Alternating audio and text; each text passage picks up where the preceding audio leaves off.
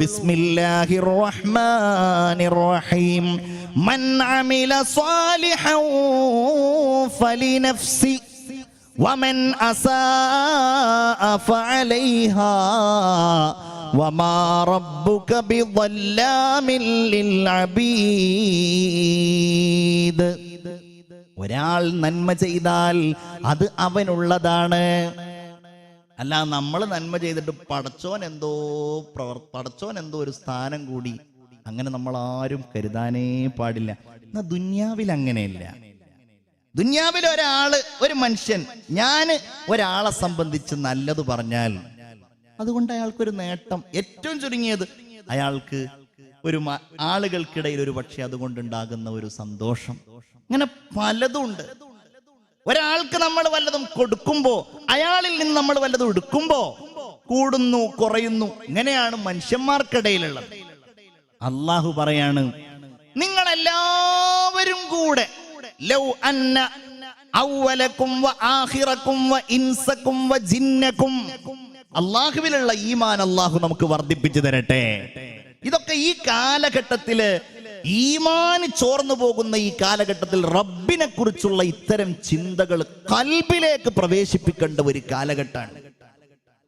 നമ്മളിങ്ങനെ ആ time adjust ചെയ്യാൻ വേണ്ടിയിട്ട് ആ ടൈം പോകുന്നതിന്റെ മുമ്പ് എല്ലാം ഒന്നങ്ങോട്ട് പോയി നിസ്കരിക്കുക. പടച്ചോൻ എന്തെങ്കിലും തോന്നിയാലോ. നമ്മൾ ചെയ്യണത് ആർക്കാണ്? മുഅ്മിനെ, അത് നമുക്കാണ്. ഇബാദത്ത് ചെയ്യുന്നത് നമ്മുടെ ഗുണത്തിനാണ്. സ്വതക്ക ചെയ്യുന്നത് നമുക്ക് കൂലി കിട്ടാനാണ്. തഖ്വ ചെയ്യുന്നത് നമുക്ക് വേണ്ടിയാണ്.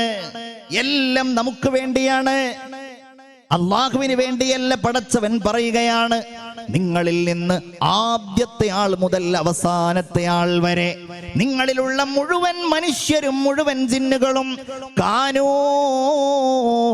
അലാ അത്ഖാ ഖൽബി റജുലിൻ വാഹിദിൻ മിൻകും.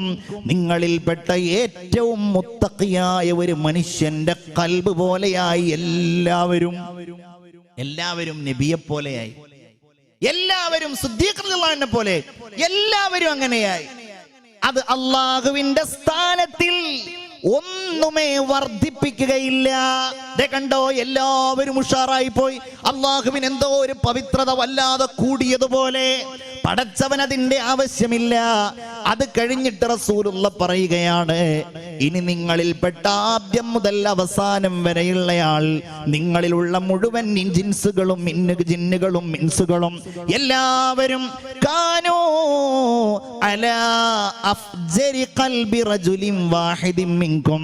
ഏറ്റവും വൃത്തികെട്ട ഒരു മനുഷ്യനെ പോലെ ആയാലോ, ഏറ്റവും മോശക്കാരനായ ഒരാളായാലോ, ആ മനുഷ്യന്റെ അങ്ങനെ എല്ലാവരും ആയാലും അത് അള്ളാഹുവിന്റെ മഹത്വത്തിൽ നിന്ന് ഒന്നുമേ കുറക്കുകയില്ല എന്ന് അള്ളാഹുവിന്റെ ഹബീബ് നബിയുനാ മുഹമ്മദ് മുസ്തഫ.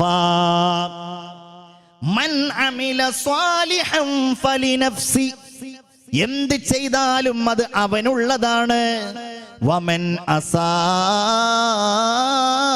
ഫഅലൈഹാ.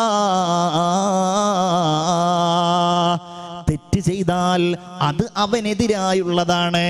എന്നിട്ട് പറയാണ്, വമാ റബ്ബുക ബിളല്ലാമിൻ ലിൽ അബീദ്. അല്ലാഹു തആല ഒരിക്കലും സൃഷ്ടികളെ ആക്രമിക്കുന്നവനല്ല.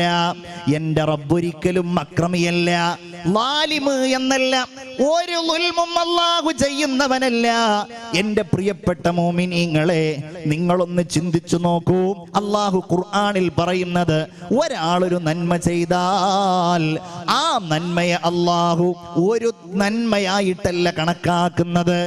ഒരാൾ 1 രൂപ സ്വതക്ക ചെയ്താൽ ആ സ്വതക്കയെ അല്ലാഹു കണക്കാക്കുന്നത് ഒന്നുകിൽ അത് 10 രൂപ സ്വതക്ക ചെയ്ത പോലെയാണ്, അതല്ലെങ്കിൽ 70 രൂപ സ്വതക്ക ചെയ്തതുപോലെയാണ്, അതല്ലെങ്കിൽ അത് 100 രൂപ സ്വതക്ക ചെയ്തതുപോലെയാണ്. ഏതൊരു നന്മക്കും അല്ലാഹു കൂലി നൽകുന്നത് അത് അനേകം ഇരട്ടിയായിട്ടാണ്. അല്ലാഹു ആക്രമിക്കുകയല്ല.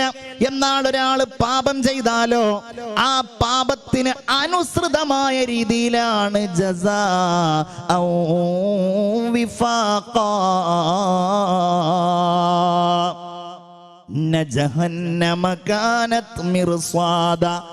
നരകം അല്ലാഹു റബ്ബുൽ ഇസ്സത്ത് അവിശ്വാസികളായ ആളുകളെ കൊണ്ടുപോയി തളച്ചിടുന്ന അവരുടെ ഒരു പതിസ്ഥലമാകുന്നു. അവർ മുഖം കുത്തി വീഴുന്ന ഇടമാകുന്നു. ഇന്ന ജഹന്നമ കാനത് മിർസാദൻ ലിത്വാഗീന മആബ. പാപികളായ ആളുകൾ, അല്ലാഹുവിനെ ധിക്കരിക്കുന്ന അതിക്രമികളായ ആളുകൾ മടങ്ങിച്ചെല്ലുന്ന അവരുടെ ഇടമാകുന്നു നരകമെന്ന് പറയുന്ന സങ്കേതം. ലാബിസീന ഫീഹാ അഹ്ഖാബ. യുഗങ്ങളോളം അവരാ നരകത്തിൽ കഴിഞ്ഞു കൂടുന്നവരാകുന്നു. ലാ യദൂഖൂന ഫീഹാ ബർദൻ വലാ ശറാബ. ആ നരകത്തിൽ അവർക്കൊരു തണുപ്പോ ഒരു പാനീയമോ അനുഭവിക്കാൻ കഴിയില്ല. ഇല്ലാ ഹമീമൻ വഗസ്സാഖാ. ചുട്ടുതിളക്കുന്ന നരകത്തിലെ ചീഞ്ചലമല്ലാതെ, ചുട്ടുപൊള്ളുന്ന നരകത്തിലെ ചുടുവെള്ളമല്ലാതെ, നഊദു ബില്ലാഹ്, ഹമീമും ഗസ്സാഖുമല്ലാതെ മറ്റൊന്നും അവർക്ക് കിട്ടുന്നില്ല. ഇത് പറഞ്ഞിട്ട് അല്ലാഹു പറയുകയാണ്, ഇല്ലാ ഹമീമം വഗസ്സാഖ ജസാഅൻ വിഫാഖാ. അതവർക്ക് അനുയോജ്യമായ ശിക്ഷയാകുന്നു. ചെയ്തേനാകട്ടെ. ഇന്നഹും കാനൂ ലാ യർജൂന ഹിസാബ. അവർ അല്ലാഹുവിന്റെ വിചാരണയെ പ്രതീക്ഷിക്കുന്നവരായിരുന്നില്ല. വകാനൂ ബിആയാതിനാ കിസാബ. നമ്മുടെ ദൃഷ്ടാന്തങ്ങളെ അവർ കളവാക്കിയവരായിരുന്നു. വകദ്ദബൂ ബിആയാതിനാ കിസാബ. അപ്പൊ നരകം എങ്ങനെയാ കൊടുക്കുക? യോജിച്ചിട്ടാ കൊടുക്കുക. അത് തന്നെ പരമാവധി അല്ലാഹു പായിച്ചു കൊടുക്കുകയും ചെയ്യും. പടച്ചവനത് പൊറുക്കാൻ പരമാവധി ആഗ്രഹിക്കുന്നവനാണ്. എന്നാൽ സ്വർഗമാണെങ്കിലോ ഇന്നലിൽ മുത്തഖീന മഫാസ. മുത്തഖീങ്ങൾക്ക് അല്ലാഹു വിജയത്തിന്റെ സങ്കേതം ഒരുക്കിയിരിക്കുന്നു. ഹദായിഖ വഅനാബ. തോട്ടങ്ങളും മുന്തിരിത്തോട്ടങ്ങളും അല്ലാഹു ഒരുക്കിയിരിക്കുന്നു. വകവാഇബ അത്റാബ. സ്തനം തടിച്ച സമപ്രായക്കാരികളായ ഹൂറുൽ ഇങ്ങളെയും അല്ലാഹു ഒരുക്കിയിരിക്കുന്നു. ജസാ ഹദാ വകവാഇബ അത്റാബ വകവാഇബ അത്റാബ വകഅസൻ ദിഹാഖ. നിറക്കപ്പെട്ട കോപ്പകളും ആ സ്വർഗ്ഗത്തിലുണ്ട്. വകഅസൻ ദിഹാഖ ലാ യസ്മഊന ഫീഹാ ലഗ്വൻ വലാ കിസാബ. ആ സ്വർഗ്ഗത്തിൽ ഒരു അനാവശ്യ വർത്തമാനമില്ല. ആ സ്വർഗ്ഗത്തിൽ ഒരു കള്ള വർത്തമാനമില്ല. അല്ലാഹു പറയാൻ അവിടെ ലാ യസ്മഊന ഫീഹാ ലഗ്വൻ വലാ കിസാബ.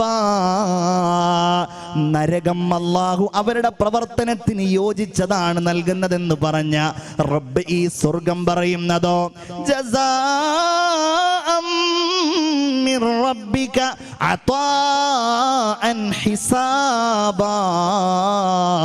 ഇത് അല്ലാഹുവിൽ നിന്ന് അവന്റെ ഔദാര്യമായിട്ടുള്ള പ്രതിഫലമാകുന്നു. നമ്മൾ ചെയ്തതിനൊന്നും ഈ സത്യത്തിൽ യോഗ്യതയില്ല. നമ്മുടെ നിസ്കാരത്തിനുണ്ടോ, നമ്മുടെ സ്വതക്കകൾക്കുണ്ടോ, നമ്മുടെ തഖ്വക്കുണ്ടോ? ഇല്ലല്ലോ. പക്ഷേ അല്ലാഹു അവന്റെ ഔദാര്യം കൊണ്ട് അല്ലാഹു സത്യവിശ്വാസികൾക്ക് പ്രതിഫലം നൽകുന്നതാണ്. നീതിമാനായ റബ്ബ് വമാ റബ്ബുക ബിളല്ലാമിൻ ലിൽ അബീദ്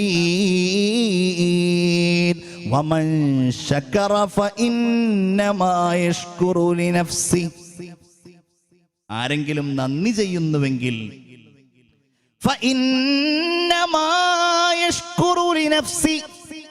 അവനവന് തന്നെയാണ് നന്ദി ചെയ്യുന്നത്. അല്ലാഹ്ക്കാരെങ്കിലും നന്ദി ചെയ്യാണെങ്കിൽ അവനവന് തന്നെയാണ് നന്ദി ചെയ്യുന്നത് എന്ന് പറഞ്ഞാൽ മനുഷ്യ അതിന്റെ ഗുണം നിനക്ക് തന്നെയാകുന്നു. വമൻ കഫർ. ആരെങ്കിലും നിഷേധിയായാലോ അത് അവന് തന്നെയാന്നല്ല.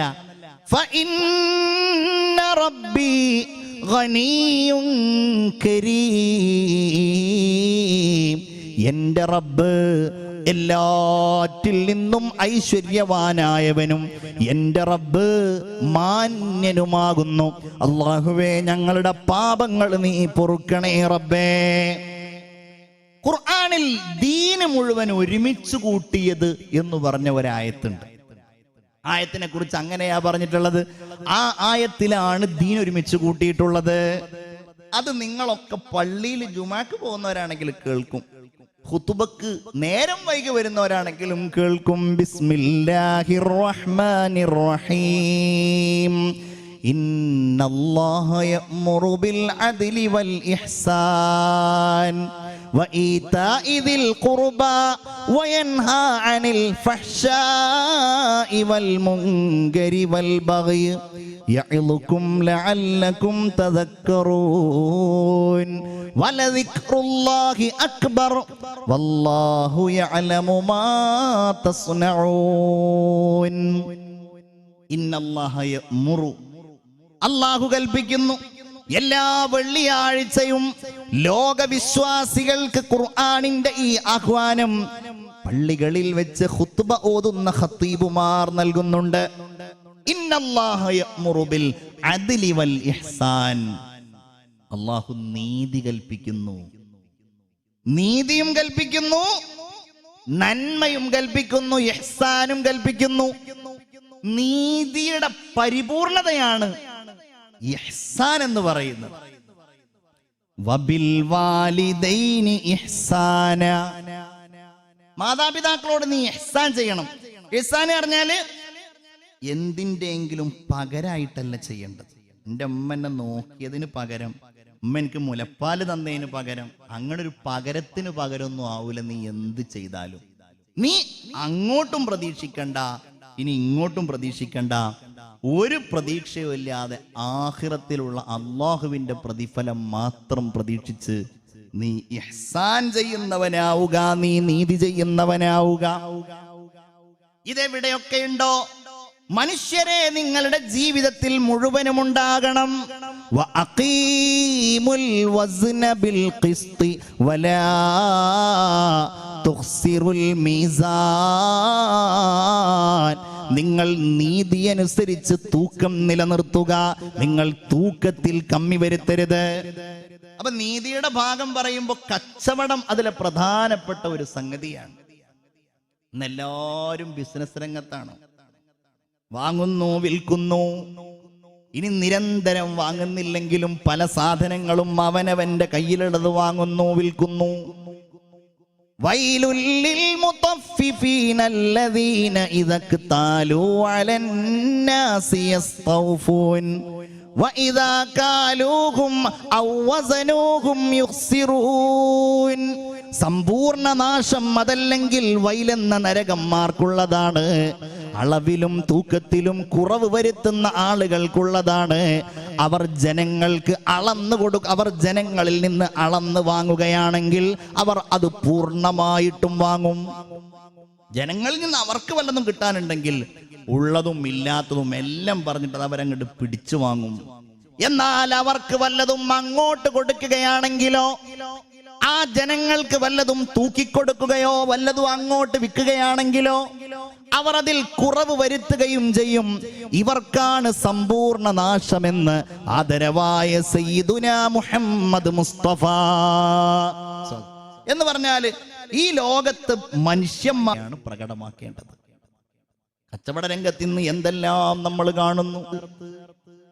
ഇതൊന്നും കേവലം ഒന്നോ രണ്ടോ ആളോടുള്ള അനീതിയല്ല, ഈ ലോകത്തോട് മുഴുവൻ മനുഷ്യരോടുമുള്ള വഞ്ചനയാകുന്നു. ഞാനതൊന്നും വിശദീകരിക്കേണ്ട കാര്യമില്ല, നമ്മൾ ശ്രദ്ധിച്ചാൽ മതി. റസൂലുള്ളാഹിയുടെ കൂമ്പാരത്തിന്റെ പിറകിൽ നിൽക്കുന്നുണ്ട്. പുറത്ത് കാണുമ്പോൾ നല്ല കൈ നനഞ്ഞു, അപ്പോൾ അകത്ത് നനഞ്ഞ കാരക്കയാണ്. നബി സല്ലല്ലാഹു അലൈഹി വസല്ലം തങ്ങൾ പറഞ്ഞു, വഞ്ചിക്കുന്ന ആളുകൾ നമ്മിൽപ്പെട്ടവരല്ല. സല്ലല്ലാഹു അലൈഹി വസല്ലം കച്ചവടവുമായി ബന്ധപ്പെടുന്നവരെ, അത് സ്ഥിരം കച്ചവടം ചെയ്യുന്നവരാണെങ്കിലും ബിസിനസ്സുകാരാണെങ്കിലും അതല്ല, ജീവിതത്തിൽ ഏതെങ്കിലും ഒന്നോ രണ്ടോ ഘട്ടത്തിൽ ഒരുപക്ഷെ ഭൂമി കച്ചവടം ചെയ്യേണ്ടി വന്നാൽ, വാഹനം കച്ചവടം ചെയ്യേണ്ടി വന്നാൽ, ആ കച്ചവടത്തിൽ ഏർപ്പെടുമ്പോൾ കള്ളം പറഞ്ഞോ വഞ്ചിച്ചോ പ്രവർത്തിക്കുന്ന ആ പ്രവർത്തനമുണ്ടല്ലോ, അത് അല്ലാഹു പൊറുക്കാത്ത അനീതിയാകുന്നു. അതിലൂടെ സമ്പാദിക്കുന്ന സമ്പാദ്യം പടച്ചവന് താല്പര്യമില്ലാത്ത, ഇഷ്ടമില്ലാത്ത സമ്പാദ്യമാകുന്നു. അള്ളാന്റെ ദീൻ അങ്ങനെ വിലക്കിയ ഒരുപാട് കച്ചവട മേഖലകളുണ്ട്. എന്തേ കാര്യം? അതിലും മുഴുവൻ ആ കച്ചവടത്തിൽ ഏർപ്പെടുന്ന ഉപഭോക്താക്കൾക്ക്. അതുകൊണ്ടാണ് പൂഴ്ത്തിവെപ്പിനെ റസൂലുള്ളാഹി സ്വല്ലല്ലാഹി അലൈഹി വസല്ലം തങ്ങളെ ഹറാമാക്കിയത്, വിമർശിച്ചത്. ചില സാധനങ്ങൾ കുറച്ച് കഴിഞ്ഞിട്ടുണ്ടെങ്കിൽ ആ സാധനത്തിന് വില കൂടും എന്നറിഞ്ഞിട്ടുണ്ടെങ്കിൽ ആ സാധനങ്ങൾ വിപണിയിൽ ഇറക്കാതിരിക്കുക. പൂഴ്ത്തിവെപ്പ്, കരിഞ്ചന്ത എന്നൊക്കെ പറയല്ലോ. ഞാൻ അതിലേക്കൊന്നും കടക്കുകയല്ല. ഏൽപ്പിക്കപ്പെട്ടിരിക്കുന്ന ജോലി നിർവഹിക്കാതിരിക്കുക എന്നുള്ളത് ചെയ്യുന്ന വലിയ ഒരു അനീതിയാണ്. സർക്കാർ തലങ്ങളിൽ ജോലി ചെയ്യുന്ന ആളുകൾ, എനിക്ക് പലപ്പോഴും വലിയ അത്ഭുതവും ദേഷ്യവും തോന്നാറ്. എന്താ കാര്യം? കൈക്കൂലി വാങ്ങുന്ന ആളുകളെ അറസ്റ്റ് ചെയ്യുന്നത് ഇങ്ങനെ പത്രത്തിൽ ചിലപ്പോൾ കാണും. കൈക്കൂലി ഇല്ലാതെ നടക്കില്ല. വില്ലേജ് ഓഫീസർ, പോലീസിൽ ഉയർന്ന ഉദ്യോഗമുള്ള ആളുകൾ. ഞാൻ ചിന്തിക്കുന്ന കാര്യം എന്ന് പറഞ്ഞാൽ, സാധാരണ ഉന്നത വിദ്യാഭ്യാസം നേടുന്നവർക്കാണ് ഇങ്ങനെയുള്ള ജോലി കിട്ടുക. ഒരു PSC ടെസ്റ്റിലൊക്കെ ജയിക്കുന്ന ആളുടെ അധ്വാനം എത്രയായിരിക്കും, അയാളുടെ അറിവ് എത്രയായിരിക്കും? ലക്ഷക്കണക്കിന് ആളുകൾക്കിടയിൽ നിന്ന് പരീക്ഷ എഴുതിയിട്ട് ആ മനുഷ്യൻ പാസ്സായിട്ട് ഈ ജോലിയിലെത്തുന്നു. സർക്കാർ നല്ല ശമ്പളം കൊടുക്കുന്നുണ്ട്. എന്നാലും അത് പോരാ. വലാ തഅകുലൂ അംവാലകും ബൈനകും ബിൽ ബാത്തിൽ. നിങ്ങൾ തിന്നരുത്, നിങ്ങൾ കഴിക്കരുത്. വിധികർത്താക്കളിലേക്ക് നിങ്ങൾ ആ ധനം കൊണ്ടുപോയി വെച്ചു കൊടുക്കരുത്. നിങ്ങൾ അനീതി കാണിക്കാൻ, അനീതി പ്രവർത്തിക്കാൻ റസൂലുള്ളാഹി സ്വല്ലല്ലാഹു അലൈഹി വസല്ലമ തങ്ങൾ പറയുകയാണ്, മൻ ശഫഅ ലി അഖീഹി ശഫാഅതൻ. ഒരാൾ തന്റെ സഹോദരന് വേണ്ടി ഒരു ശുപാർശ ചെയ്തു. ആൾക്ക് ശുപാർശ ചെയ്തതിന് വേണ്ടി എന്തെങ്കിലും സമ്മാനം കൊടുത്ത് അവനത് സ്വീകരിച്ചു കഴിഞ്ഞാൽ അള്ളാഹുവിന്റെ ദീൻ നിഷിദ്ധമാക്കിയ പലിശയുടെ വലിയ ഒരു വാതിലിലേക്കാണ് അവൻ പ്രവേശിച്ചിരിക്കുന്നത് എന്ന് മുഹമ്മദ് മുസ്തഫ സല്ലല്ലാഹു അലൈഹി വസല്ലം. അവിടെ നീതി നിഷേധിക്കപ്പെടുകയാണ്. ഒരുപക്ഷെ കൈക്കൂലി കൊടുത്തവൻ അനുകൂലമായിട്ട് ഇയാള് തീരുമാനമെടുക്കുന്നു, അവകാശപ്പെട്ടയാളെ മാറ്റി നിർത്തുന്നു, അനീതി കാണിക്കുന്നു. പടച്ച തമ്പുരാൻ വെറുതെ വിടുമോ? ലഅന റസൂലുള്ളാഹി സ്വല്ലല്ലാഹു അലൈഹി വസല്ലം അർറാശി വൽ മുർതശി.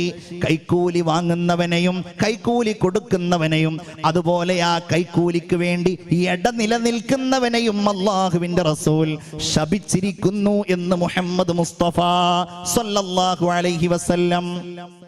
എല്ലായിടത്തും നീതി എന്ന് പറഞ്ഞാല് മക്കൾക്കിടയിൽ നീതി പാലിക്കണം എന്ന് ഇസ്ലാം പഠിപ്പിക്കുന്നുണ്ട്. ഒരു മകനോട് വലിയ സ്നേഹം, ഒരു മകനോട് തീരെ സ്നേഹം ഇല്ലാതിരിക്കുക, ഈ ഒരവസ്ഥ പാടില്ല എന്നാണ്. സ്വത്ത് ഓഹരി വെക്കുമ്പോ, സമ്മാനം കൊടുക്കുമ്പോൾ മനുഷ്യൻ ഇരിക്കുന്നുണ്ട്. ആ സമയത്ത് ആ മനുഷ്യന്റെ അടുക്കലേക്ക് ഒരു ആൺകുട്ടി ഇങ്ങനെ നടന്നു വന്നു. അപ്പൊ അത് ഈ ഇരിക്കുന്ന ആളുടെ കുട്ടിയാണ്. അയാളാ കുറച്ചു കഴിഞ്ഞപ്പോൾ ഈ ഇരിക്കുന്ന ആളുടെ പെൺകുട്ടിയും വന്നു. അയാൾ ആ പെൺകുട്ടിയെ നിലത്തിരുത്തി. നബി തിരുമേനി പറഞ്ഞു, നീ നിന്റെ മക്കൾക്കിടയിൽ നീതി പാലിച്ചിട്ടില്ല. അതെന്തേ? ഒരാളെ ഒരു കാലിലും മറ്റേയാളെ മറ്റേ കാലിലും ഇരുത്തിയിട്ട് റസൂലുള്ളാഹി സ്വല്ലല്ലാഹു അലൈഹി വസല്ലം പറഞ്ഞു, ഇപ്പോഴാണ് നീ നീതി പാലിച്ചത്. മാതാപിതാക്കൾ ശ്രദ്ധിക്കേണ്ട കാര്യമാണ്. ഒരു മകനെ സംബന്ധിച്ച് എപ്പോഴും ആക്ഷേപം, മറ്റേ മകനെ സംബന്ധിച്ച് ഒരു വലിയ പിഴവായിട്ടാണ് അല്ലാഹുവിന്റെ ദീനത് പറയുന്നത്. ഇനി നമ്മൾക്ക് ജീവിതത്തിൽ പല ഘട്ടങ്ങളിൽ പല രൂപത്തിൽ നമുക്ക് നീതിയുടെ പക്ഷത്ത് നിൽക്കേണ്ട സാഹചര്യം വരും. തർക്കങ്ങളിൽ നമ്മൾ പരിഹരിക്കാൻ വേണ്ടി നമ്മൾ ഏൽപ്പിക്കപ്പെടും. അവിടെയൊക്കെയാണ് അള്ളാഹുവിന്റെ ദീനിന്റെ മുൻഗാമികളായ മഹാന്മാര് കാണിച്ച മാതൃകകളെ നമ്മൾ സ്വീകരിക്കേണ്ടത്. മഹാനായ സയ്യിദുനാ ഉമർ ഇബ്നുൽ ഖത്താബ് റളിയല്ലാഹു അൻഹു ഒരിക്കൽ മഹാനുഭാവൻ രാജ്യം ഭരിക്കുന്ന സമയത്ത് അലി റളിയല്ലാഹു അൻഹു സദസ്സിലുണ്ട്. അലി ഇബ്നു അബീ ത്വാലിബ് റളിയല്ലാഹു അൻഹുവിന്റെ അടുക്കലേക്ക് ഒരു ജൂതനായ മനുഷ്യൻ വന്നുകൊണ്ട് പറഞ്ഞു, ഉമർ തങ്ങളെ, എനിക്ക് അലിയെ സംബന്ധിച്ചൊരു പരാതി ബോധിപ്പിക്കാനുണ്ട്. എങ്ങനെ? എനിക്ക് അലിയെ സംബന്ധിച്ചൊരു പരാതി ബോധിപ്പിക്കാനുണ്ട്. ആ സമയത്ത് ഉമർ റളിയല്ലാഹു അൻഹു വിളിച്ചു, യാ അബൽ ഹസൻ, ഹസന്റെ പിതാവായ അലിയെ, നിങ്ങൾ ഇങ്ങോട്ട് മുന്നോട്ട് വരൂ എന്ന് പറഞ്ഞു. അങ്ങനെ സംസാരിക്കുന്നതിനിടയിൽ ഉമർ റളിയല്ലാഹു അൻഹു മഹാനായ അലി റളിയല്ലാഹു അൻഹുവിന്റെ മുഖത്തേക്ക് നോക്കിയപ്പോ അതാ അലി തങ്ങളുടെ മുഖം വല്ലാതെ വിവർണമായിരിക്കുന്നു. ചോദിച്ചു, എന്താണ് നിങ്ങളുടെ മുഖം വിവർണമായി പോയത്? എന്താണ് നിങ്ങൾക്ക് സംഭവിച്ചത്? ആ സമയത്ത് ബഹുമാനപ്പെട്ട അലി റളിയല്ലാഹു അൻഹു അങ്ങനെ ആ തീരുമാനമെടുത്ത ശേഷം അലി റളിയല്ലാഹു അൻഹു ഉമർ തങ്ങളോട് പറഞ്ഞു, നിങ്ങൾ എന്നെ വല്ലാതെ വിഷമിപ്പിച്ചു കളഞ്ഞല്ലോ. എന്തേ? നിങ്ങൾ ആ മനുഷ്യന്റെ ഇടയിൽ വെച്ച് നിങ്ങൾക്ക് എന്നെ സംബന്ധിച്ചു പരാതി പറയാൻ നിങ്ങളുടെ അടുക്കലേക്ക് വന്ന ഒരാളുടെ മുന്നിൽ വെച്ച് നിങ്ങൾ എന്നെ വിളിച്ചത് യാ അബൽ ഹസൻ എന്നാണ്. ആ മനുഷ്യന്റെ മനസ്സിൽ പുന്നാര നബി തിരുമേനി സല്ലല്ലാഹു അലൈഹി വസല്ലമ തങ്ങൾ സ്വർഗം കൊണ്ട് സന്തോഷ വാർത്ത അറിയിച്ച സ്വർഗത്തിലെ യുവാക്കളുടെ നായകനാണെന്ന് പറഞ്ഞ ഹസൻ എന്നവരെ സംബന്ധിച്ചുള്ള ബഹുമാനം വരികയും ഒരുപക്ഷെ എനിക്കെതിരായുള്ള പരാതിയിൽ അയാൾ പിറകോട്ട് പോവുകയും ചെയ്താലോ, നിങ്ങൾ എന്തിനാണ് എന്നെ അങ്ങനെ വിളിച്ചത്? നിങ്ങൾക്ക് എന്നെ യാ അലി എന്നല്ലേ അയാളുടെ മുന്നിൽ വെച്ച് നിങ്ങൾ എന്നെ വിളിക്കേണ്ടിയിരുന്നത് എന്ന് പറഞ്ഞപ്പോൾ സയ്യിദുനാ ഉമർ ഇബ്നുൽ ഖത്താബ് റളിയല്ലാഹു അൻഹു അലി റളിയല്ലാഹു അൻഹുവിനെ ചേർത്ത് പിടിക്കുകയും ബഹുമാനപ്പെട്ട അലി തങ്ങളുടെ കണ്ണുകൾക്കിടയിൽ ചുംബിക്കുകയും അതേ നിങ്ങളെ കൊണ്ട് തന്നെയാണ് അല്ലാഹു എന്നെ നേർമാർഗത്തിലേക്ക് നയിച്ചത് എന്ന് പറയുകയും ചെയ്തതായി ഹദീസിന്റെ ഗ്രന്ഥങ്ങളിൽ നമുക്ക് കാണാൻ കഴിയും, ചരിത്ര ഗ്രന്ഥങ്ങളിൽ കാണാൻ കഴിയും. അതാണ് നീതി. നബി തിരുമേനി വലിയ നീതിമാനായിരുന്നു. ഒരു കാര്യം ഞാൻ ഈ സന്ദർഭത്തിൽ പറയുകയാണ്, അള്ളാഹുവിന്റെ ദീൻ ഒരിക്കലും ഒരാളോടും അനീതി കാണിക്കാൻ പറഞ്ഞിട്ടില്ല, ഒരു ഘട്ടത്തിലും അതില്ല. ഇന്ന് നമ്മൾ പലപ്പോഴും താലിബാനെ കുറിച്ചുള്ള വാർത്തകൾ മീഡിയകളിൽ കാണുന്നു. ആ മീഡിയകളിലൂടെ താലിബാനെ സംബന്ധിച്ച് വരുന്ന വാർത്തകൾ ശരിയാണ് എന്ന ഒരഭിപ്രായം അത് വായിക്കുന്നവർക്കുണ്ടായിക്കൊള്ളണമെന്നില്ല. ഓരോരുത്തർക്കും ഇസ്ലാമിനെ വിമർശിക്കാനും പടച്ച തമ്പുരാന്റെ ദീനിനെ ജനങ്ങൾക്കിടയിൽ ഇകഴ്ത്തുവാനുമുള്ള ആയുധമായിട്ടാണ് താലിബാനെ പലരും പറയുന്നത്. താലിബാനെ പ്രകീർത്തിക്കേണ്ട ആവശ്യം നമുക്കില്ല, അവരെ നെഞ്ചേറ്റേണ്ട സാഹചര്യം നമുക്കില്ല. അവരെ കുറിച്ച് പറഞ്ഞ് അവർ നമ്മുടെ എന്തോ നേതൃത്വത്തിലുള്ളവരാണ് എന്ന് നമ്മൾ ആരും പറയുന്നില്ല. അവരുടെ കാര്യം പറഞ്ഞ് ഈ കേരളത്തിലുള്ള ജനങ്ങൾക്കിടയിൽ വിഭാഗീയതയും ധ്രുവീകരണവും കൊണ്ടുവരേണ്ട ആവശ്യവുമില്ല. ഒരു കാര്യം വളരെ വ്യക്തമാണ്, വാർത്തകളിൽ കാണുന്നത് പോലെ അത് ശരിയാണ് എങ്കിൽ, അനീതി കാണിക്കുന്നവരാണ് അവരെങ്കിൽ, അവർ ജനങ്ങളുടെ കണ്ടം മുറിക്കുന്നവരാണെങ്കിൽ, അവർ ജനങ്ങളുടെ സമാധാനം നഷ്ടപ്പെടുത്തുന്നവരാണെങ്കിൽ അങ്ങനെ ആണോ അല്ലേ എന്നത് നമ്മൾ വിലയിരുത്തണം. മീഡിയകളിലൂടെയുള്ള വാർത്തകൾ നോക്കിയും സത്യസന്ധമായ കാര്യങ്ങൾ വിലയിരുത്തിയും നമ്മൾ തീരുമാനിക്കേണ്ടതാണ്. ഒരിക്കലും അള്ളാഹുവിന്റെ ദീൻ അനീതിയോടെ പ്രവർത്തിക്കാൻ, ഒരു മനുഷ്യനോടും അനീതി പാലിക്കാൻ അള്ളാഹുവിന്റെ ദീൻ കൽപ്പിച്ചിട്ടില്ലല്ലോ.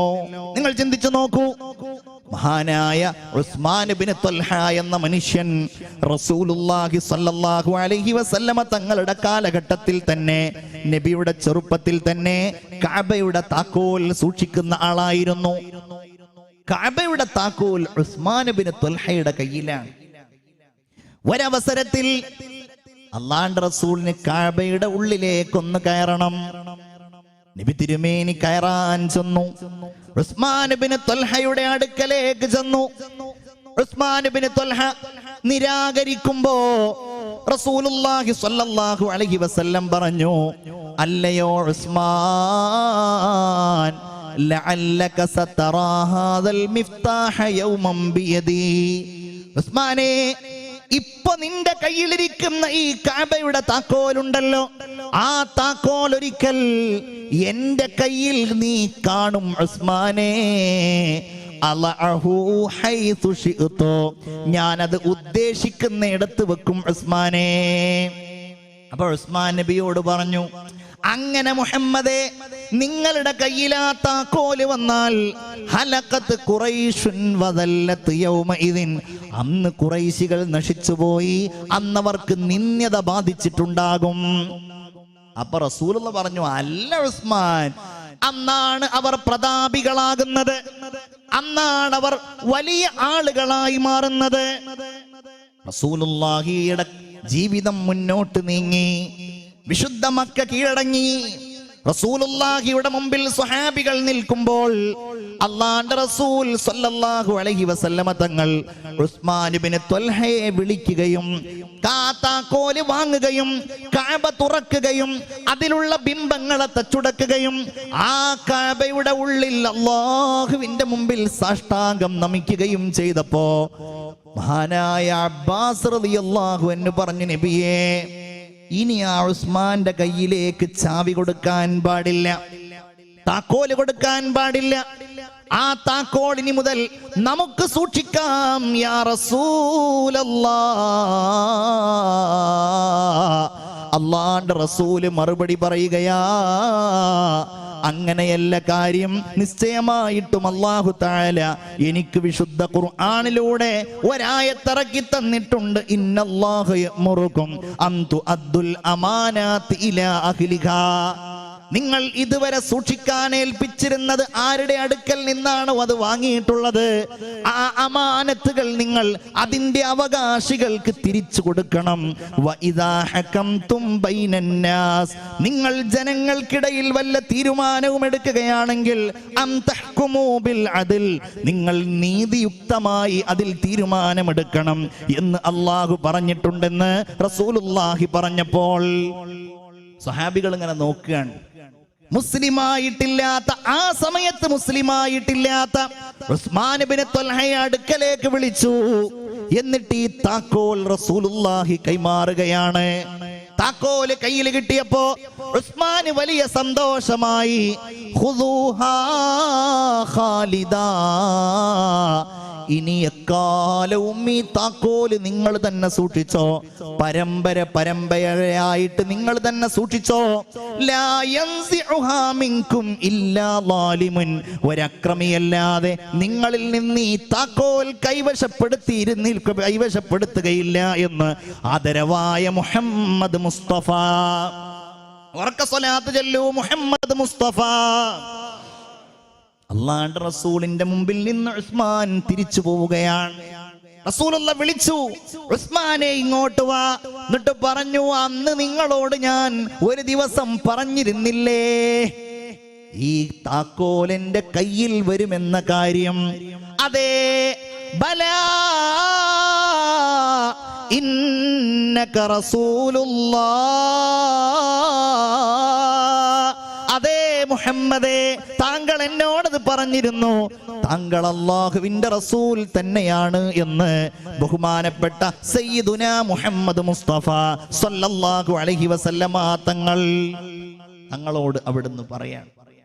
അപ്പൊ അനീതി പാലിക്കുന്ന മതമല്ല ഇസ്ലാം. അത് മുസ്ലിം എന്നല്ല, മുസ്ലിം അല്ലാത്തയാൾ എന്നല്ല, ഒരാളോടും പാലിക്കാൻ പാടില്ല.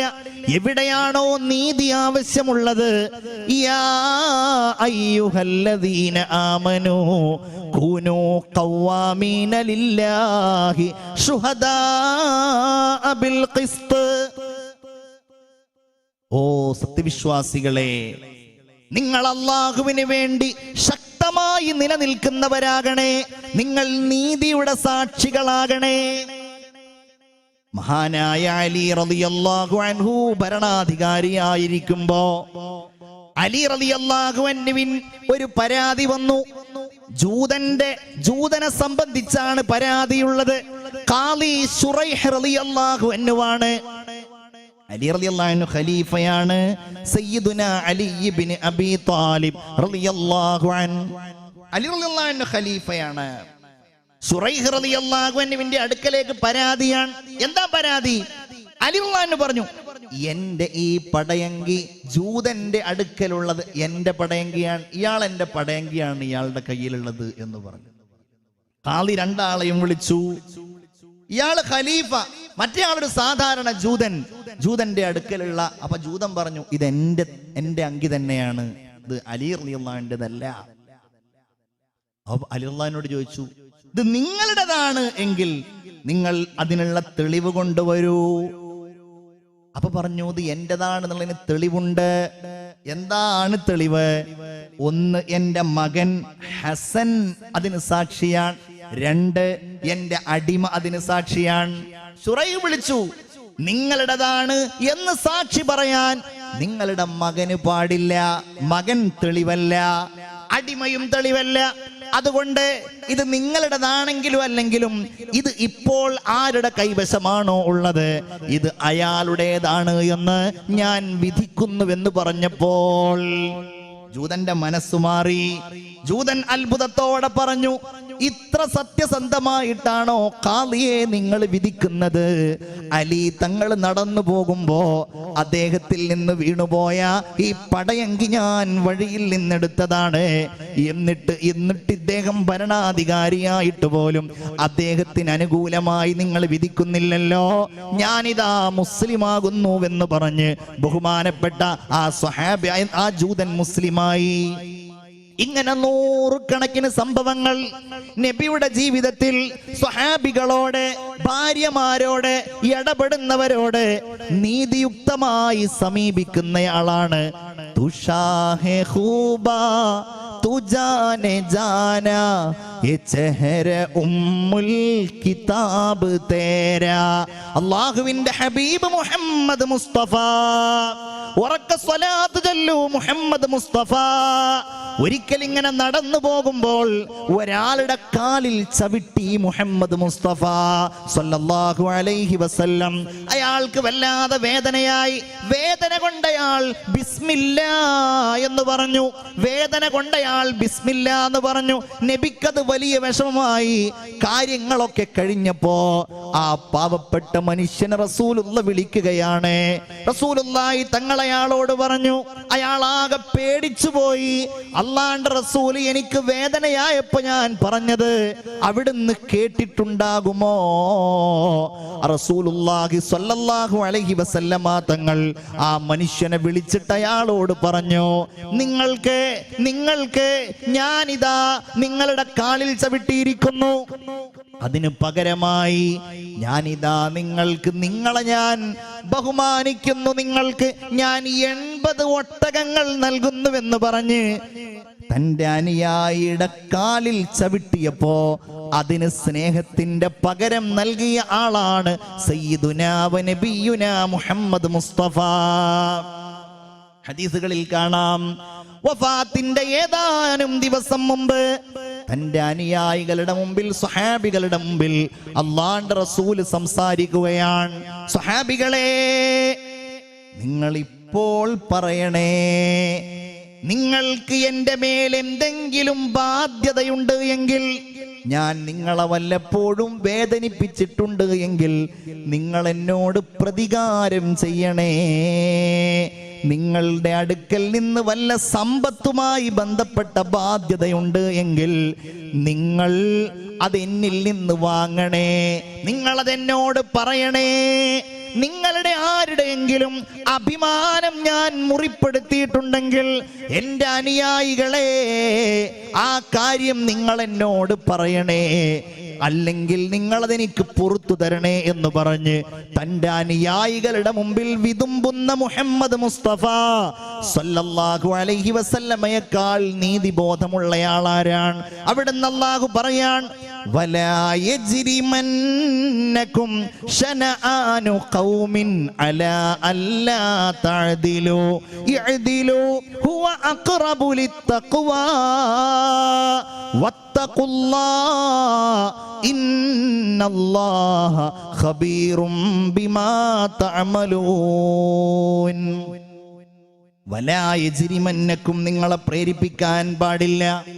ശനആനു ഖൗമിൻ, ഒരു സമൂഹത്തോട് നിങ്ങൾക്കുള്ള എന്തെങ്കിലും വിരോധം, അവര് നിങ്ങളുടെ കൂട്ടത്തിൽപ്പെട്ട ആളുകളല്ല, നിങ്ങളുടെ പാർട്ടികളിൽപ്പെട്ട ആളുകളല്ല. അങ്ങനെ നിങ്ങൾക്ക് എന്തെങ്കിലും വിരോധമുണ്ട് എങ്കിൽ ആ വിരോധം നിങ്ങളെ പ്രേരിപ്പിക്കാൻ പാടില്ല. അല്ലാ തഅദിലൂ, നിങ്ങൾ അവരോട് നീതി പാലിക്കാതിരിക്കാൻ. നിങ്ങൾ ചിന്തിക്കണേ. റസൂലുള്ളാഹി സ്വല്ലല്ലാഹു അലൈഹി വസല്ലം നിങ്ങൾ അതും കൂടെ പറഞ്ഞ് ഞാൻ അവസാനിപ്പിക്കാൻ. ഒരുപാട് സമയമൊന്നും നാം സംസാരിക്കേണ്ടതില്ല, എന്നാലും സന്തോഷം തോന്നുന്നുണ്ട്. അൽഹംദുലില്ലാഹ്, ഞാൻ ഇവിടെ കുറച്ച് കൊല്ലങ്ങളായിട്ട് എല്ലാ വർഷവും വരാറുണ്ട്.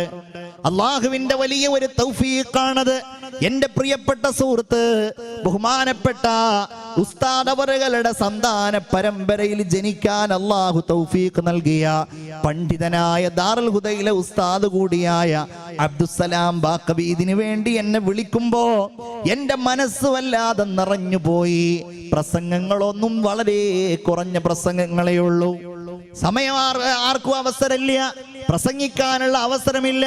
ഈ കോവിഡൊക്കെ വരുന്നതിന്റെ മുമ്പ് അള്ളാഹു നമുക്ക് തൗഫീഖ് നൽകിയത് കൊണ്ട് ഒരൊറ്റ ദിവസവും ഒഴിവില്ലാതെ ദീനിന്റെ വേദികളിൽ വഅ്ള് പറയാൻ അള്ളാഹു അവസരം തന്നിരുന്നു.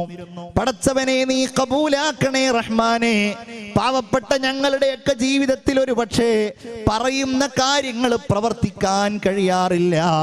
എന്നാലും മുഅ്മിനീങ്ങൾ, അല്ലാഹു റബ്ബുൽ ഇസ്സത്തിനെ സ്നേഹിക്കുന്ന, നബിയെ സ്നേഹിക്കുന്ന മുഅ്മിനീങ്ങളുടെ കൽബുകളിൽ ഈമാനിന്റെ വെളിച്ചം വിതറാൻ ഒരു പക്ഷേ വഅ്ളുകൾ കാരണമാകാറുണ്ട്. പടച്ചവനെ നീ സ്വീകരിക്കണേ റഹ്മാനെ. ഉസ്താദ് എന്നെ വിളിച്ചപ്പോ എന്റെ മനസ്സ് വല്ലാതെ നിറഞ്ഞുപോയി. പടച്ചവനെ, ഇവരുടെ അടുക്കലൊക്കെ ഒന്ന് വന്ന് വഅ്ള് പറയാൻ പറ്റുന്നത്, ഉസ്താദിന്റെ പേരിലുള്ള ഉറൂസിൽ വഅ്ള് പറയാൻ പറ്റുന്നത്, ദുനിയാവിലും ആഖിറത്തിലും അല്ലാഹു വലിയ തൗഫീഖ് നൽകുന്നതിന്റെ അടയാളമാണ്. ഇതൊരു തൗഫീഖ് തന്നെയാണ്. റബ്ബേ നീ കബൂലാക്കണേ റബ്ബേ. ഞാൻ പറയുന്നത് സാധാരണ എല്ലാ വർഷവും വഅ്ള് പറയുമ്പോഴും കുറഞ്ഞ സമയമേ പറയാൻ കിട്ടാറുള്ളൂ. ഒന്നുകിൽ ഒരു 3/4 മണിക്കൂർ, 1 മണിക്കൂർ. ഇന്ന് ഒരുപാട് സമയം പല കാര്യങ്ങളും ഈ നീതിയുമായി ബന്ധപ്പെട്ടതിന്റെ പല ഭാഗങ്ങളും നമ്മൾ ഇവിടെ പറഞ്ഞു കഴിഞ്ഞു. അള്ളാഹു നമ്മുടെ ഈ സംസാരം സ്വീകരിക്കട്ടെ. അള്ളാഹുവിന്റെ റസൂലിനോട്, സ്വഹാബികളോട് അള്ളാഹുവിന്റെ ഖുർആൻ ഇത് പറയുമ്പോ നമ്മൾ ചിന്തിക്കണേ, എത്രത്തോളം പ്രയാസപ്പെട്ടിട്ടുണ്ട് അവര്. നുബുവത്തിന്റെ ഹിജ്റയുടെ 6-ാം വർഷം ഹുദൈബിയ സന്ധി നടന്നത് നിങ്ങൾക്കറിയാമല്ലോ. എത്ര വലിയ അനീതിയാണ് ആ സമയത്ത് സ്വഹാബികൾ നേരിട്ടത്. റസൂലുള്ളാഹിയുടെ സ്വഹാബികളുടെ മുമ്പിലേക്ക് കടന്നു വരുന്ന, അള്ളാഹുവിന്റെ റസൂലിന്റെ മുമ്പിലേക്ക് കൂടെ വന്നിരിക്കുന്ന മഹാന്മാരായ സ്വഹാബികൾ കഅബ ശരീഫിന്റെ ഹറമിന്റെ അതിർത്തിയായ ഹുദൈബിയയിൽ വന്നിരിക്കുകയാണ്. ഖുറൈശികൾ പറഞ്ഞു ഇങ്ങോട്ട് കടക്കാൻ പാടില്ല. അവസാനം സന്ധി ഉണ്ടാകുന്നു. എന്താണ്? നിങ്ങൾ ഈ വർഷം നിങ്ങൾ കഅബയിലേക്ക് വരാൻ പാടില്ല, തിരിച്ച് നിങ്ങളുടെ നാട്ടിലേക്ക് പോകണം. എന്തൊരു അനീതിയാണ്! ചിന്തിക്കണേ നിങ്ങൾ. നിങ്ങൾ ഈ വർഷം തിരിച്ചു പോകണം. നബിയാണെങ്കിലോ ഇഹ്റാമിന്റെ വസ്ത്രത്തിലാണ്. അബ്യാറു അലിയിൽ നിന്ന് ഇഹ്റാം ചെയ്തിട്ട് കഅബയിലേക്ക് ആയുധങ്ങളൊന്നുമില്ലാതെ വരികയാണ്. തിരിച്ചു പോകണം എന്ന് പറഞ്ഞു. സുഹൈൽ ഇബ്നു അംർ വന്നു. മക്കയിൽ നിന്ന് വലിയ പ്രഭാഷകനാണ്. റസൂലുള്ളാഹിയും സുഹൈൽ ഇബ്നു അംറും ഈ വ്യവസ്ഥകൾ എങ്ങനെ എഴുതുകയാണ്? അലി റളിയല്ലാഹു അൻഹു ആണ് നബിയോട് പറയുന്നത്, എഴുതുന്നത്. റസൂലുള്ളാഹി എഴുതി മിൻ ബിസ്മില്ലാഹിർ റഹ്മാനിർ റഹീം. അപ്പൊ സുഹൈൽ പറഞ്ഞു, ഏയ് അത് ഞങ്ങൾക്ക് പരിചയമില്ലല്ലോ. റഹ്മാനും റഹീമുമായ അള്ളാഹുവിനെ ഞങ്ങൾക്കറിയില്ലല്ലോ, അതുകൊണ്ടത് മായ്ക്കണമെന്ന് പറഞ്ഞപ്പോ അവിടെ റസൂലുള്ളാഹി തങ്ങൾ അടങ്ങി. എല്ലാവർക്കും ദേഷ്യം പിടിക്കുന്നുണ്ട്. ഉമർ തങ്ങൾക്ക്, സ്വഹാബികൾക്ക് റസൂലുള്ള മായ്ക്കാൻ പറഞ്ഞു, അത് മായ്ക്കുന്നു. മിൻ മുഹമ്മദിർ റസൂലില്ലാഹ്. ആ സമയത്ത് സുഹൈൽ ഇബ്നു അംർ പറയുന്നു, ഇതെന്താണ്? റസൂലുള്ളയായ അല്ലാഹുവിന്റെ റസൂലായ മുഹമ്മദോ ഞങ്ങൾക്ക് പരിചയമില്ലല്ലോ, അതുകൊണ്ട് മിൻ മുഹമ്മദ് ഇബ്നു അബ്ദില്ലാഹ് എന്ന് എഴുതണമെന്ന് പറയുന്നു. എന്റെ പ്രിയപ്പെട്ടവരെ, ഇങ്ങനെ അനീതി കാണിച്ചിട്ടും വലാ യജ്രിമന്നകും ശനആനു ഖൗമിൻ അലാ അല്ലാ തഅദിലു. നിങ്ങൾ അവരോട് നീതി പാലിക്കണം. നിങ്ങൾക്ക് അവരോട് വിരോധമുണ്ട്, അവർ നിങ്ങളെ തടഞ്ഞവരാണ്, നാട്ടിൽ നിന്ന് പുറത്താക്കിയവരാണ്, ആട്ടിപ്പായിച്ചവരാണ്. നിങ്ങൾ അവരോട് അനീതി പാലിക്കരുത്, അനീതി കാണിക്കരുത്. റസൂലുള്ള പറഞ്ഞു, അതെ, നിങ്ങളോട് ഇന്ന് യാതൊരു പ്രതികാരവുമില്ല, ഒരു പ്രതികാരവും നിങ്ങളോടില്ല. സ്നേഹം മാത്രമാണ്, സ്നേഹം മാത്രമാണ്. ചില ആളുകൾ ഉണ്ടായിരുന്നു, നബി തിരുമേനി ഉത്തരവിട്ടു, അവരെ എവിടെ വെച്ച് കണ്ടാലും നിങ്ങൾ ഉടനടി കൊന്നു കളയണം. അവർക്ക് യാതൊരു എക്സ്ക്യൂസും ഇല്ല. അവർ നബിയെയും സ്വഹാബികളെയും വല്ലാതെ ദ്രോഹിച്ചവരാണ്. അവരിൽപ്പെട്ട ഒരാളായിരുന്നു അബൂജഹലിന്റെ മകനായ ഇക്രിമത്ത് ഇബ്നു അബീ ജഹൽ. അബൂജഹലിന്റെ മകനായ ഇക്രിമത്ത് ഇബ്നു അബീ ജഹൽ. ഇക്രിമയെ എവിടെ വെച്ച് കണ്ടാലും നിങ്ങൾ ഇക്രിമയെ കൊല്ലണം. മക്കം ഫതഹിന്റെ എന്നുള്ള റസൂലുള്ളാഹിന്റെ കൽപ്പന. ഇക്രിമ ഓടി, നാട് വിട്ടു. ഇക്രിമ എങ്ങോട്ടോ പോയി. ഇക്രിമ നാട്ടിലൊന്നും കാണപ്പെട്ടില്ല. നബി തിരുമേനി ഇങ്ങനെ ഒരു ടെന്റിൽ ഇങ്ങനെ ഇരിക്കുമ്പോ ഓരോരുത്തരിങ്ങനെ വന്നിട്ട് മുസ്ലിം ആവുകയാണ്. ഒരു വറ്റം സ്ത്രീകൾ വന്നു. ഒന്നാമത്തെ സ്ത്രീ പറഞ്ഞു, നബിയെ, ഞാൻ ഹിന്ദാണ്. ഏത് ഹിന്ദ്? അന ഹിന്ദു ബിന്ദു ഉത്ബ. ഞാൻ ഉത്ബയുടെ മകളായ ഹിന്ദാണ്. ഏത് ഹിന്ദെന്നറിയില്ലേ? ഉഹദിന്റെ യുദ്ധക്കളത്തില് തന്റെ പ്രിയപ്പെട്ട പിതൃവ്യനായ ഹംസ റളിയല്ലാഹു അൻഹുവിന്റെ കരൾ കുത്തിക്കീറിയിട്ട് ആ കരൾ ചവച്ചു തുപ്പിയ ഹിന്ദ്. റസൂലുള്ളാഹിന്റെ മുമ്പിൽ വന്നിട്ട് മുസ്ലിം ആവാൻ നബി മാപ്പ് കൊടുക്കുകയാണ്. ഹിന്ദ് മാറിയപ്പോൾ അടുത്തയാള് വരുന്നു, നബിയേ, ഞാൻ ഉമ്മു ഹക്കീമാണ്. ഏത് ഉമ്മു ഹക്കീം? സൗജത്തു ഇക്രിമ. ഞാൻ ഇക്രിമയുടെ ഭാര്യയാണ്. നബി ചോദിച്ചു, നിങ്ങളുടെ ഭർത്താവ് എവിടെയാണ്? എന്റെ ഭർത്താവ് ഓടിപ്പോയിരിക്കുകയാണ്. യാ റസൂലല്ലാഹ്, എന്റെ ഭർത്താവിനോടങ്ങ് കരുണ ചെയ്യണേ എന്ന് പറയുമ്പോ ഒരു പെണ്ണ് വന്ന് യാചിക്കുമ്പോ റസൂലുള്ള പറയാൻ, ആയിക്കോട്ടെ ഉമ്മു ഹക്കീം, നിങ്ങളുടെ ഭർത്താവിന് ഞാനിതാ പൊറുത്തിരിക്കുന്നു. നിങ്ങളുടെ ഭർത്താവിനെ ഇനി ശിക്ഷിക്കുകയില്ല. ഇക്രിമക്ക് ഞാൻ മാപ്പ് നൽകിയിരിക്കുന്നു. ഉമ്മു ഹക്കീം അവിടെ നിന്ന് എഴുന്നേറ്റു, നാട്ടുകാരോട് വിവരം പറഞ്ഞു. തന്റെ ഭർത്താവ് ദൂരേക്ക് പോയിരിക്കുന്നു. അദ്ദേഹം വഴിയാത്ര ഒരുപാട് ചെയ്തു പോയിട്ടുണ്ട്. തന്റെ ഒരടിമയെയും കൂട്ടി തന്റെ ഭർത്താവിനെ അന്വേഷിച്ച് ഉമ്മു ഹക്കീം യാത്രയാകുന്നു. ദിവസങ്ങൾ യാത്ര ചെയ്തിട്ട് തന്റെ പ്രിയപ്പെട്ട ഭർത്താവിനെ കണ്ടെത്തുന്നു. ഒരു കടൽ തീരത്ത് കപ്പല് കാത്ത് കിടക്കുകയാണ്. നബിയിൽ നിന്ന് രക്ഷപ്പെടുന്ന ഇക്രിമ തന്റെ ഭാര്യയെ കണ്ടപ്പോൾ ഇക്രിമക്ക് വലിയ സന്തോഷമായി.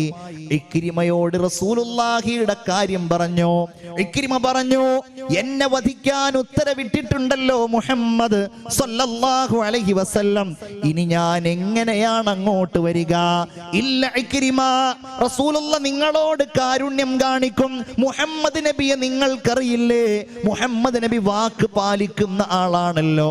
അതുകൊണ്ട് നിങ്ങൾ എന്റെ കൂടെ വരൂവെന്ന് പറഞ്ഞ് എന്റെ ഭർത്താവിന്റെ കൈ പിടിച്ചിട്ട് മക്കയിലേക്ക് നടന്നു പോവുകയാണ് ഇക്രിമയും ഭാര്യയും.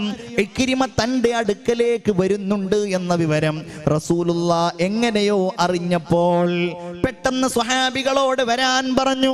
അവര് മുഴുവൻ തന്റെ മുമ്പിൽ വന്നപ്പോ റസൂലുള്ളാഹി അവരോടൊരു പ്രസംഗം നടത്തുകയാണ്. എന്റെ സ്വഹാബാ, നിങ്ങളുടെ അടുക്കലേക്ക് ഇതാ ഒരു പുതിയ ആള് വരുന്നു. അത് മറ്റാരുമല്ല, അത് ഇക്രിമയാ. ഇക്രിമ നിങ്ങളുടെ അടുക്കലേക്ക് വന്നാൽ ലാ തസുബ്ബു അബാ, നിങ്ങൾ ഇക്രിമയുടെ ഉപ്പയെ ചീത്ത പറയല്ലേ. തന്നെ ആക്രമിച്ച, തന്നെ പീഡിപ്പിച്ച, തന്റെ ഏറ്റവും കഠിന ശത്രുവായ അബൂജഹലിനെ ഇക്രിമയുടെ മുമ്പിൽ വെച്ച് ചീത്ത പറയാതിരിക്കാൻ തന്റെ ഹബീബ്, തന്റെ പ്രിയപ്പെട്ട സ്വഹാബികളോട് പറയുന്ന മുത്ത് നബിയുടെ മനസ്സെത്ര വിശാലമാണ്. അങ്ങനെ ദിവസങ്ങൾ കഴിഞ്ഞിട്ട് ഇക്രിമ വരികയാണ്. ഇക്രിമ വരുന്നുണ്ട് എന്ന വിവരം സ്വഹാബികൾ നബിയോട് പറഞ്ഞു. റസൂലുള്ളാഹി തങ്ങൾ ആ ഇരിക്കുന്ന സ്ഥലത്ത് ഒരു ചെറിയ തലയിണ ഉണ്ടായിരുന്നു. സാധാരണ താൻ മേൽമുണ്ടിടാതെ പുറത്തിറങ്ങാറില്ല. ഇക്രിമ വരുന്നുണ്ടെന്ന് കണ്ടപ്പോൾ ദൂരേക്ക് ഓടിപ്പോയി. ഇക്രിമയെ ഭാര്യയോടൊപ്പം വരുന്നുണ്ട്. ഇക്രിമയെ സ്വീകരിച്ചു, കെട്ടിപ്പിടിച്ചു. ഇക്രിമയെ തന്റെ ശരീരത്തോട് ചേർത്ത് പിടിച്ചു. അവിടുത്തെ കൈ പിടിച്ചിട്ട് തന്റെ വീട്ടിലേക്ക് കൊണ്ടുവരുന്നു. എന്നിട്ട് തന്റെ തൊട്ടടുക്കൽ താൻ ഇരുന്നിരുന്ന ആ ഒരു ചെറിയ തലയിണയെടുത്തിട്ട് ഇക്രിമാ നിങ്ങൾ അതിലേക്ക് ഇരിക്കൂവെന്ന് പറയുമ്പോ തന്റെ പ്രിയപ്പെട്ട സ്വഹാബികൾ അത് നോക്കി നിൽക്കുമ്പോ, ജനങ്ങൾ മുഴുവൻ ഈ അത്ഭുത കാഴ്ച കാണുമ്പോ, തൊട്ടു മുമ്പുള്ള ദിവസങ്ങളിലൊന്നിൽ തലയെടുക്കാനും വധിക്കാനും കൽപ്പിക്കപ്പെട്ട ഒരു മനുഷ്യനെ സ്നേഹത്തോടെ ചേർത്തു പിടിക്കുന്ന കാഴ്ച കണ്ടപ്പോ ഇക്രിമയുടെ മനസ്സ് നിറഞ്ഞുപോയി. ഇക്രിമ ചോദിച്ചു, ഇലാമാ തദ്ഉനി, മുഹമ്മദേ ആ സത്യമൊന്ന് പറഞ്ഞാലും എന്തിലേക്കാണ് താങ്കൾ എന്നെ ക്ഷണിക്കുന്നത്? അപ്പോൾ പറഞ്ഞു, അല്ല ഇലാഷ്ഹദു, നീ സാക്ഷ്യം വഹിക്കുക അല്ലാഹുവല്ലാതെ ഒരു ഇലാഹില്ല, വ അന്നീ റസൂലുള്ളാഹ്, ഞാൻ അല്ലാഹുവിന്റെ റസൂലാണ് എന്ന കാര്യവും താങ്കൾ സാക്ഷ്യം വഹിക്കുക. ഇക്രിമക്ക് പിന്നെ രണ്ടാമതൊന്നും ആലോചിക്കേണ്ടി വന്നില്ല.